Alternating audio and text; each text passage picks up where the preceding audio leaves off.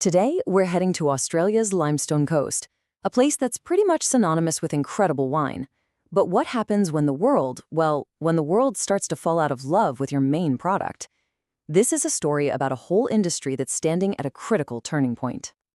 And this one gets right to the heart of the whole challenge. The answer, as you're about to see, suggests that for a region like this to really thrive, its future might just have very little to do with wine at all. Kind of wild, right? But first, let's just take a second to understand what's at stake here.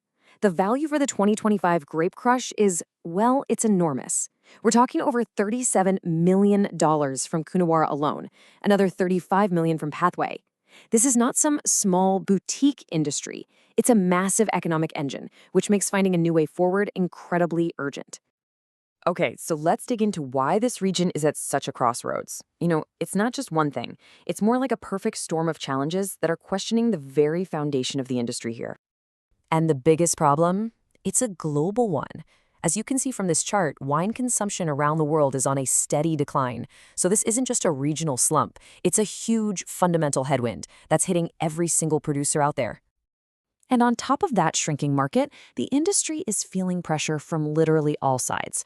You've got geopolitical shocks, like a massive 218% tariff from China that basically wiped out a key market overnight. You've got fierce competition from all those trendy ready-to-drink beverages. And, maybe most importantly, you've got a huge generational shift. Younger drinkers just aren't reaching for a bottle of Cabernet the way their parents did. This quote from someone in the region just nails the soul of the problem. When wine becomes just another SKU, a stock-keeping unit, a barcode on a spreadsheet, it loses its story, it loses its connection to the land and all its cultural value. So the real question becomes, how do you stop your craft from becoming just another commodity? The answer that's being proposed requires a totally new way of thinking. It's called the ambidextrous mindset, and it's all about mastering the art of doing two completely opposite things at the same time. So, what is ambidexterity? Well, it's the ability to exploit what you already do well, your existing craft, while at the exact same time, you explore completely new ways to create value. It's kind of like being able to write perfectly with both your left and your right hand, but for your entire business strategy. You have to be a master of the old while you're inventing the new. And this chart illustrates that tension perfectly.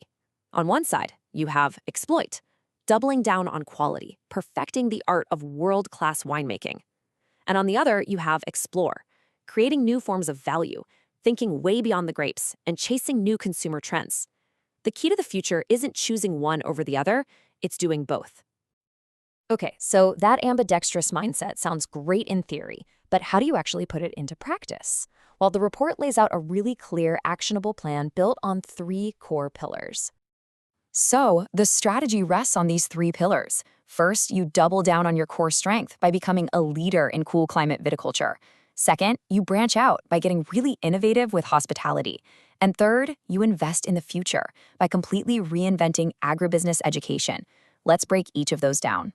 Pillar 1 is all about reinforcing what the region does best, but making it future-proof. So that means embracing smart viticulture with things like AI and data. It means strengthening biosecurity. And this is so crucial, it means integrating ancient First Nations knowledge of the land. The big goal here is to create a world-class center of excellence for cool climate research. Now, Pillar 2, this requires a total shift in perspective. It's about moving from selling things to selling feelings. It's about jumping into the experience economy. In this world, the product isn't just the bottle of wine.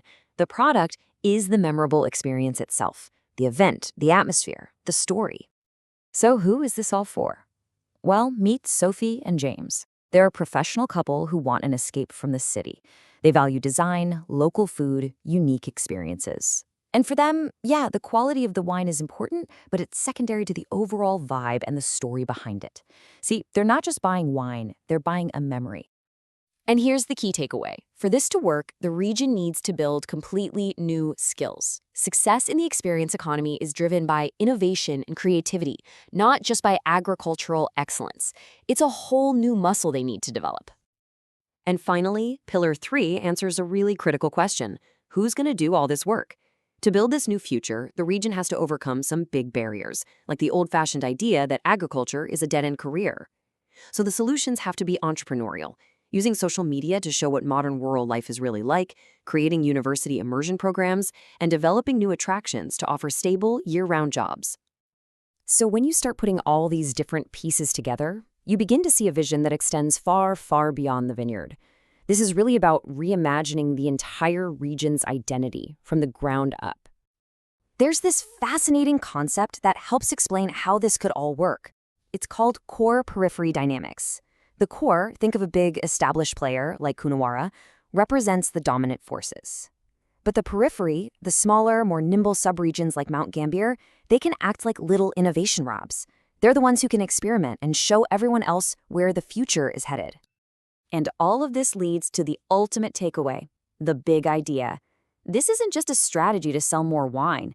It's a blueprint for transforming the Limestone Coast from a wine region into a learning region, a dynamic place that blends science, culture, and hospitality into something totally new and exciting. Which brings us right back to our opening question, but with a whole new perspective. What if the future of a region famous for doing one thing is to become absolutely brilliant at everything else? By embracing this ambidextrous mindset, the Limestone Coast isn't just finding a way to survive. It's creating a model for how any traditional industry can reimagine its own future,